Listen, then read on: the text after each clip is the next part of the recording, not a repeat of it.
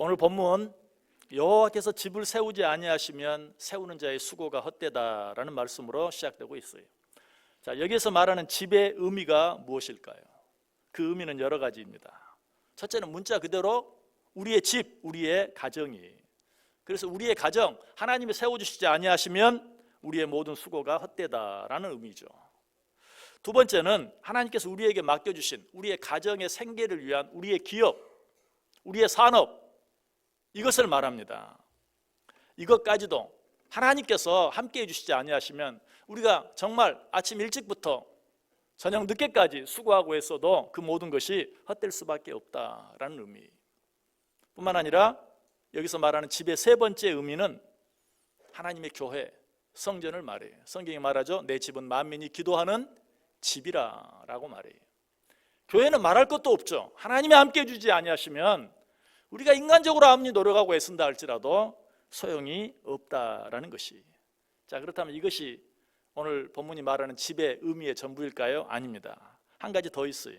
이 집은 좀 더 큰 집입니다. 어떤 집일까요? 바로 우리 나라와 국가예요. 이 사실은 계속되어지는 말씀을 통해서 확실히 알 수 있어요. 1절 뒷부분에 보면 여호와께서 성을 지키지 아니하시면 파수꾼의 깨어있음이 헛되도다. 성은 한 나라가 다른 나라로부터 자기 나라를 보호하기 위해 쌓는 것이죠. 또 다른 나라의 침략을 막기 위해 그 성에 파수꾼을 두어 성을 지키게 하는 것이. 그러므로 여호와께서 성을 지키지 아니하시면 파수꾼의 깨어있음이 헛되다라는 이 말씀은 한 나라의, 한 국가의 흥망성쇠까지도 모두 누구의 손에? 하나님의 손에 달려 있다는 것이. 이 사실을 잘 보여주는 사건이 있습니다. 그것이 바로 바벨탑 사건이에요. 사실 오늘 본문을 생각하게 된 이유도 지난 수요일에 이 바벨탑 사건과 관계가 있는 말씀을 전하다가 오늘 어떤 말씀을 전할까 하다가 오늘 이 말씀을 생각하게 되었어요. 바벨탑 사건 어떤 사건입니까? 노아의 홍수 이후 이 땅에 번성하기 시작한 사람들이 자기들이 번성하게 되니까 그 마음이 교만하게 되고 허망하게 되어졌죠. 그래서 어떤 결심을 하죠? 우리 높은 성을 쌓자, 대를 쌓자. 그래서 온 세상에 우리 이름을 내자. 그리고 우리가 흩어짐을 면하자라고 결심합니다. 그런데 이 결심은 어떤 결심이에요? 우리가 우리 힘으로 우리를 지켜보자라는 그런 결심이었어요. 그런데 하나님께서는 이런 인간들을 보시고 어떤 결정을 하십니까? 우리 성경을 같이 한번 읽어볼까요? 창세기 11장 7절과 8절 말씀 같이 읽겠습니다. 자, 우리가 내려가서 거기서 그들의 언어를 혼잡하게 하여 그들이 서로 알아듣지 못하게 하자 하시고 여호와께서 거기서 그들을 온 지면에 흩으셨으므로 그들이 그 도시를 건설하기를 그쳤더라. 아멘. 하나님이 어떻게 해요? 인간들이 좀 살만하게 되니까 교만해졌구나. 너희들의 힘으로 너희들을 지켜보겠다고, 너희들의 힘으로 한번 너희가 살아보겠다고 어디 그렇게 하나 두고 보자. 하나님이 어떻게 하셨다고요? 내려가셔서 그들의 언어를 혼잡케 함으로 말미암아 그들은 우리가 높은 성을 쌓아서 높은 탑을 쌓아서 흩어짐을 면하자라고 했지만 하나님은 그들의 언어를 혼잡케 하심으로 그들을 흩어 놓으시고 말았다라는 것이 누구의 뜻대로 되었어요? 사람의 뜻대로 되었습니까? 하나님의 뜻대로 되었습니까? 오직 하나님의 뜻대로 되어졌어요. 이 사실을 통해서 우리가 또 한 번 분명히 알 수 있는 것은 한 나라와 민족의 흥망성쇠까지도 전적으로 하나님께 달려 있다는 것이. 자, 그렇다면 우리가 진정으로 나라와 민족을 걱정하고 염려한다면 어떻게 해야 할까요? 우리의 가정이 하나님의 손에 달려 있는 줄 알고 우리의 가정을 위해 기도하는 것처럼 우리의 기업, 우리의 산업도 하나님의 손에 달려 있는 줄 알고 우리의 기업과 산업을 위해 하나님께 기도하는 것처럼 또 우리의 교회도 오직 하나님의 손에 달려 있는 줄 알고 하나님 앞에 교회를 위해 성도를 위해 기도하는 것처럼 우리 나라와 민족을 위해 어떻게 해야 되겠어요? 하나님께 맡기고 기도할 수 있어야 돼요. 나라와 민족을 위해 기도한 대표적인 한 사람이 있죠. 느헤미야입니다. 느헤미야는 자기의 조국이 황무하게 되었다는, 성벽은 다 무너져 내리고 성문은 다 불타버렸다는 소식을 듣고 너무나 가슴 아파하죠. 그래서 느헤미야가 시작하는 느헤미야 1장 4절에 내가 이 말을 듣고 앉아서 울고 수일 동안 슬퍼했다. 나라와 민족이 어려운 가운데 처했다는 사실을 알고 그 소식을 듣고 수일 동안 슬퍼했다. 그러나 그는 그런 소식 앞에서 그저 슬퍼하고만 있지 않았어요. 그는 그 소식을 들은 즉시 자기 조국과 민족을 위해 기도합니다. 우리 같이 한번 읽어볼까요? 느헤미야 1장 4절과 5절 말씀 같이 읽겠습니다. 내가 이 말을 듣고 앉아서 울고 수일 동안 슬퍼하며 하늘의 하나님 앞에 금식하여 기도하여 이르되 하늘의 하나님 여호와 크고 두려우신 하나님이여 주를 사랑하고 주의 계명을 지키는 자에게 언약을 지키시며 긍휼을 베푸시는 주여 간구하나이다. 아멘. 그저 슬퍼하며 주저앉아 있지만 않았어요. 그 슬픔을 무엇으로 바꿨어요? 기도로 바꿨어요. 어떻게 기도했다고요? 금식하며 기도했다라고 말해요. 여러분, 느헤미야가 나라와 민족을 위해서 장장 얼마 동안 기도한 줄 아세요? 성경을 자세히 보면 기슬루올부터 니산올까지 넉 달 동안이나 하나님 앞에 간절하게 눈물로 기도했던 것을 보게 돼요. 우리가 정말 나라와 민족을 염려하고 나라와 민족을 사랑한다면 우리도 느헤미야처럼 간절하게 나라와 민족을 위해서 기도할 수 있어야 돼요. 사실 우리나라가 여기까지 올 수 있었던 것도 우리 믿음의 선배들이 나라와 민족을 위하여 정말 눈물로 금식하며 기도했기 때문이, 이 사실은 아무도 부인할 수 없어요. 우리나라 대한민국의 건국에는 숱한 성도들의 눈물 흘린 기도가 밑거름이 되었어요. 나라를 세우는 과정에서 우리 신앙의 선배들은 고비를 맞을 때마다 기도로 하나님의 도우심을 구했어요. 한반도에 대한 신탁 통치가 발표된 1946년 1월엔 전국 교회가 3일간 금식을 선포하고 조국의 완전한 독립을 위해서 금식하며 기도했어요. 그리고 1946년 해방 후에는 처음 맞는 3.1절 기념행사에서 이승만 박사가 이렇게 연설했어요. 한민족이 하나님의 인도하에 영원히 자유 독립의 위대한 민족으로서 정의와 평화와 협조의 복을 누리도록 노력합시다. 그리고 1948년 5월 31일에 첫 국회인 재헌의회가 열렸는데 임시 의장으로 선출되어 사회자의 자리에 선 이승만 박사는 당시 종로구 국회의원이자 감리교 목사였던 이윤영 의원에게 일어나서 대표로 기도하게 했어요. 그때 198명의 국회의원 전원이 신앙과 종교를 초월해서 자리에서 일어나 함께 하나님께 기도했어요. 물론 지금도 우리들은 나라와 민족을 위해 기도하죠. 그런데 가만 생각해 보면, 정직하게 생각해 보면 나라와 민족을 위해서 기도하기는 하는데 그 기도가 부수적인, 나를 위한, 내 가정을 위한, 내 산업을 위한, 내 교회를 위한 그런 기도에 빠지면 허전하니까 뒤따라오는 그런 기도가 되어버렸어요. 어쩌면 바벨탑을 쌓은 사람들처럼 이제는 뭐 우리가 이만큼 살게 되었는데 이전에 하나님께 기도할 때 가졌던 그런 간절함이 우리 속에 없어요. 그저 형식적인 순서에 따라서 하는 기도처럼 느껴질 때가 너무나 많은 것이. 여러분도 아시겠지만 우리 7, 80년대만 해도 나라와 민족을 위해 우리가 얼마나 정말 뜨겁게 기도했습니까? 아니 90년대까지만 해도, 2000년대가 되기 전까지만 해도 교회에서 나라와 민족을 위해서 얼마나 뜨겁게 기도했는지 몰라요. 그 시대에 이 나라에 그렇게 많았던 기도원들 대부분이 구국 기도원이었어요. 나라를 위해서 기도하는 기도원들이었어요. 만약 우리들이 지금도 느헤미야가 나라와 민족을 위해 넉 달 동안이나 간절하게 금식하며 기도한 것처럼 우리도 간절히 기도한다면, 또 에스더처럼 죽으면 죽으리라는 각오로 하나님께 기도한다면, 또 이 나라를 세운 우리 믿음의 선배들이 기도한 것처럼 우리가 기도한다면 이 나라 이 민족은 지금도 또 한 번 크게 놀랍게 달라질 것이, 하나님께서 이 나라와 이 민족을 또 한 번 축복하시고 또 한 번 뭐 이만큼 살게 되는데 무슨 기적이 있으려고? 아니에요. 또 한 번 우리가 생각할 수 없었던 놀라운 기적으로 이 나라와 함께해 주실 것이. 그런데 우리가 기도하는 데 있어 반드시 기억해야 될 중요한 한 가지가 있어요. 그건 역시 느헤미야의 기도를 통해서 배우게 됩니다. 느헤미야는 자기의 조국과 민족을 위해 기도하면서 그저 금식함으로 간절하게만 기도한 것이 아니고 자기 조국과 민족이 그처럼 어려운 지경에 빠지게 된 것이 자기의 죄 때문이라고 회개하며 기도하는 것을 보게 돼요. 우리 이 내용도 한번 말씀을 통해서 한번 확인해 보겠습니다.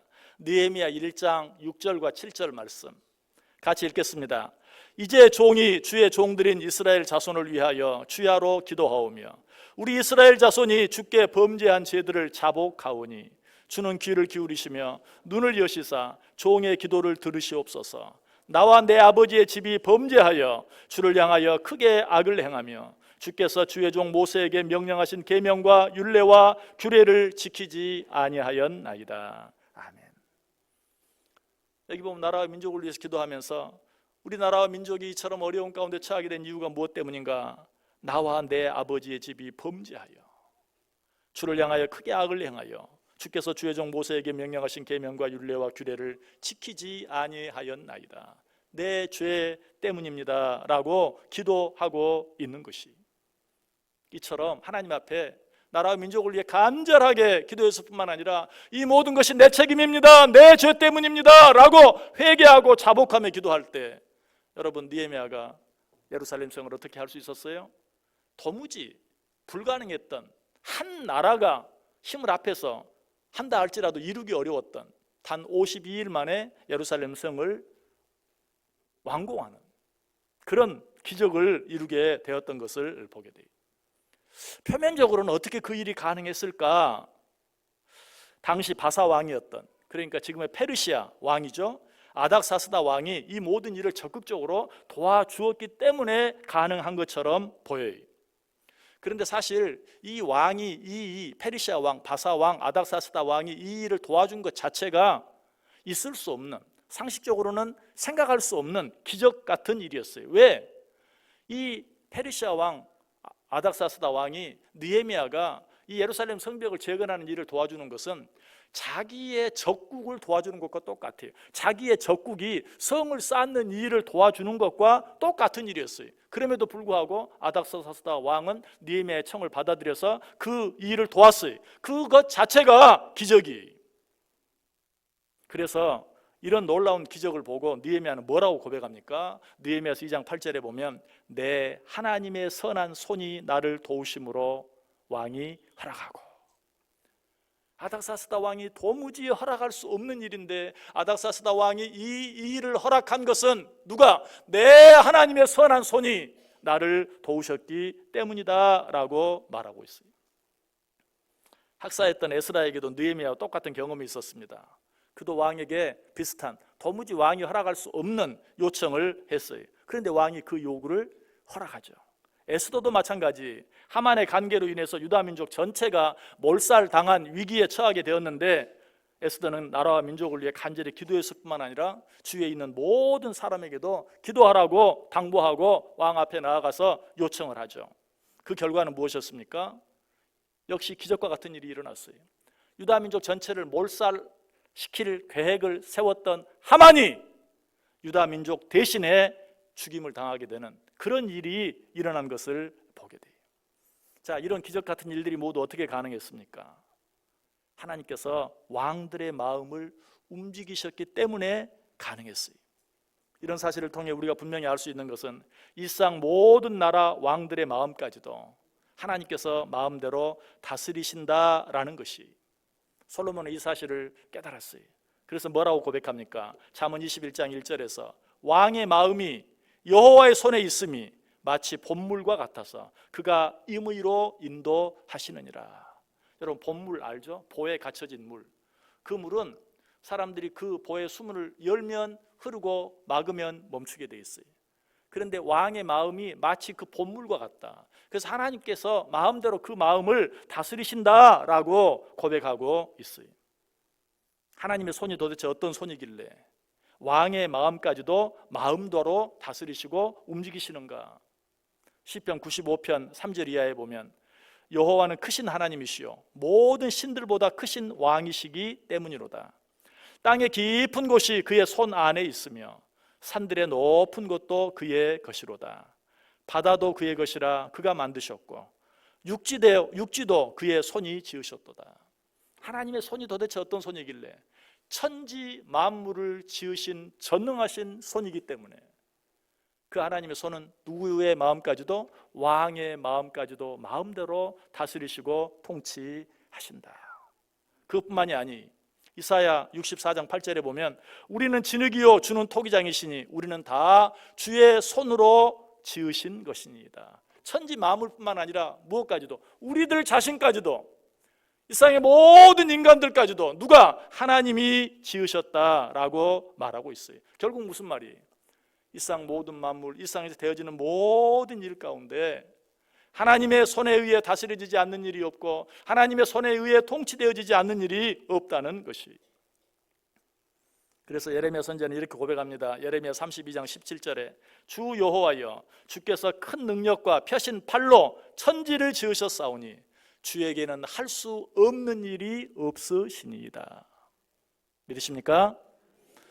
우리 하나님은 이 천지 만물을 지으신 분이, 아니 우리까지도 창조하신 분이, 그 하나님께서 능히 하시지 못할 일이 없으시니이다. 하나님께서는 이 능력의 손으로 느헤미야를 도우셨고 에스라를 도우셨고 에스더를 도우셨던 것이, 이 세상 모든 나라의 왕은 물론이요 그 나라와 민족까지도 하나님의 손에 달려 있어요. 무슨 말입니까? 이 하나님께서 함께해 주시지 아니하시면 나라와 민족을 위해 우리들이 아무리 노력하고 애써도 그 모든 노력이 헛될 수밖에 없다는 것이, 오늘 본문이 그 사실을 이야기해 주고 있어요. 여호와께서 집을 세우지 아니하시면 세우는 자의 수고가 헛되며 여호와께서 성을 지키지 아니하시면 파수꾼의 깨어 있음이 헛되도다. 그러므로 그리스도인들은 나라와 민족을 진정으로 사랑한다면 쓸데없이 염려만 하고 있을 것이 아니라, 쓸데없이 불평만 하고 있을 것이 아니라 그 나라와 민족을 위해 가장 먼저 누구에게? 하나님께 간절히 기도할 수 있어야 돼요.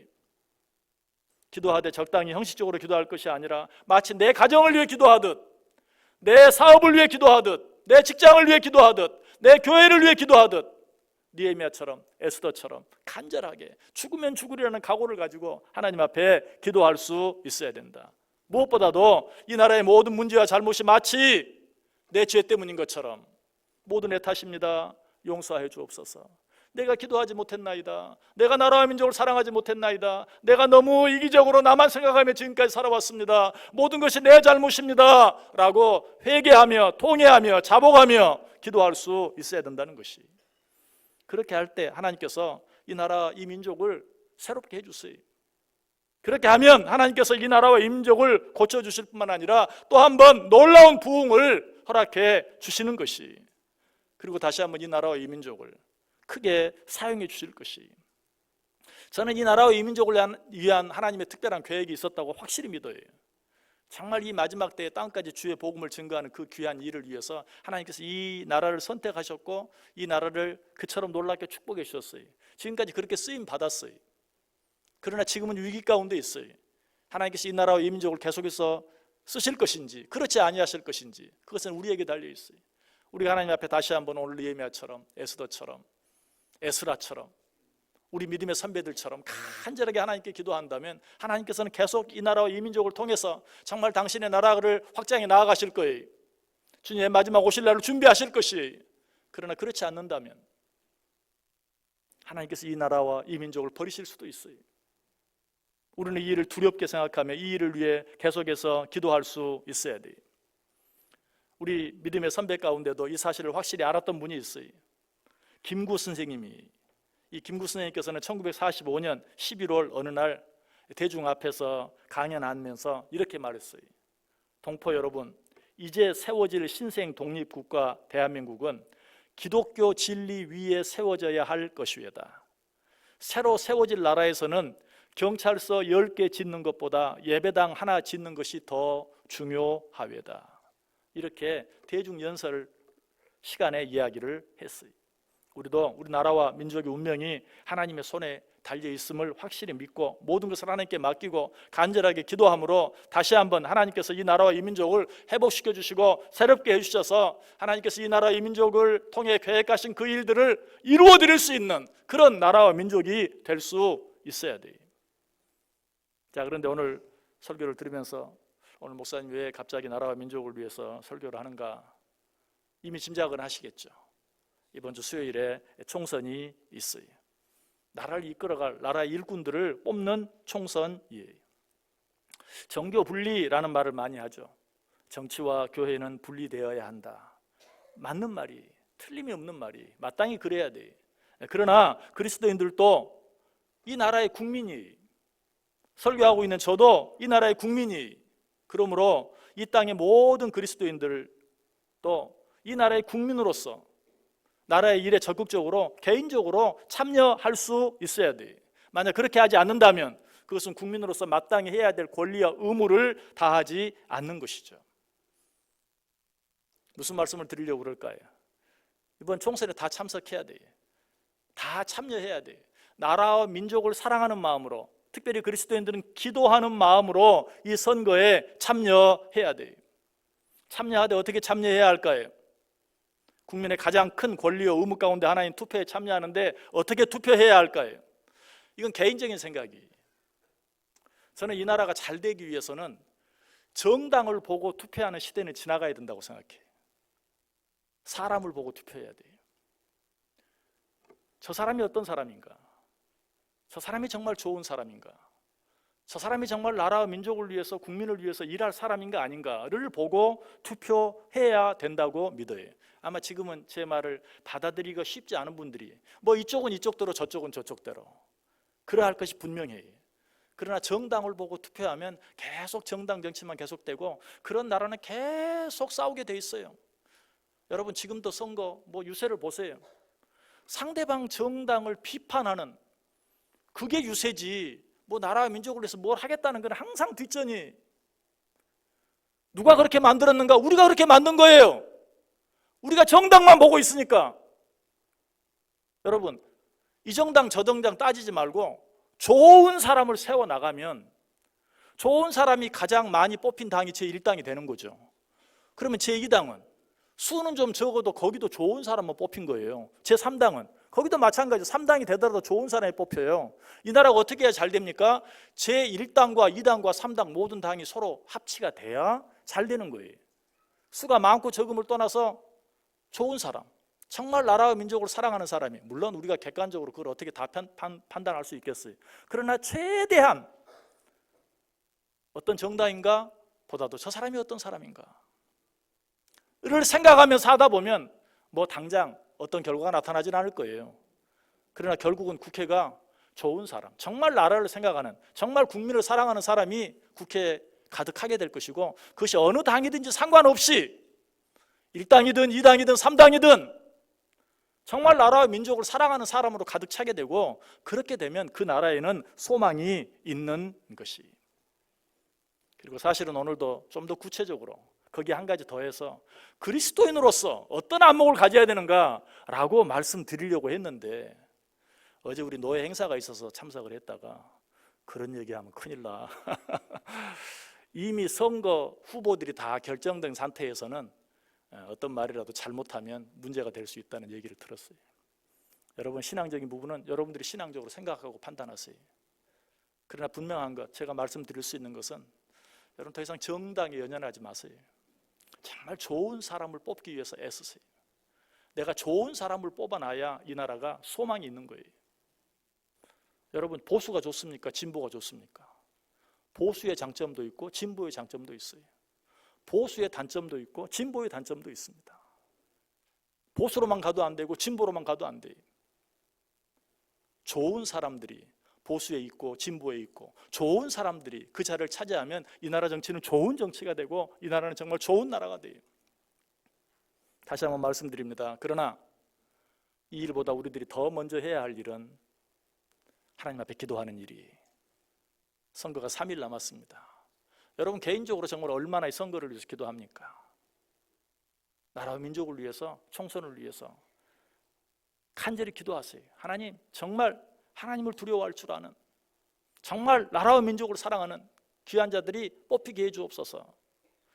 여러분 가끔 투표할 때 보면 아유 이 사람한테 뽑아 해봐야 여기 뭐 몇 석 되지도 않을 거고, 그러니까 차라리 이 사람 뽑고 싶은데 그러지 말고 여기, 그러지 마세요. 단 한 사람이 되더라도 내가 원하는 사람을 뽑으세요. 그렇게 하다 보면 이 나라 정치, 국회는 좋은 사람들, 정말 나라와 민족을 사랑하는 사람들로 가득 차게 되고, 그때 비로소 소망이 있는 것이. 사실은 제가 드리려고 하는 말씀을 다 못 드려서 어쩌면은 말씀이 좀 겉도는 그런 말씀이 될 수도 있지만, 중요한 것은 하나님이 세우지 아니하시면 이 나라 이 민족 안 돼요. 우리는 그 사실을 인정하고 하나님 앞에 간절히 기도해야 되고. 여러분 요즘 정말 정치하는 사람들 비판하느라고 여러분 입이 아프지 않아요? 그러지 마시고 나 때문입니다. 내가 정말 그동안 기도를 잊어버렸습니다. 우리 선배들처럼 기도하지 못했습니다. 나라와 민족을 위해 내가 기도하지 못했습니다. 다 나 때문입니다. 내 죄 때문입니다. 이제는 더 기도하겠습니다 라고 결단하고 실제로 기도하는 중에 정말 하나님께서 내게 마음 주시는 대로 가장 좋은 사람을 위해서 투표하고 결과를 하나님께 맡기는, 그렇게 함으로 이 나라와 이 민족이 다시 한번 하나님의 손에 붙잡힌 바 되고 하나님의 뜻으로 사용되어지는, 그래서 이 마지막 때에 땅끝까지 주의 복음이 증거되는 그 귀한 일을 감당하고도 남음이 있는, 기적을 통해 여기까지 온 이 나라의 민족이 다시 한번 더 놀라운 기적을 맛보고 체험할 수 있는, 세상을 깜짝 놀라게 하는 귀한 나라, 귀한 민족 될 수 있기를 주님의 이름으로 간절히 축원합니다.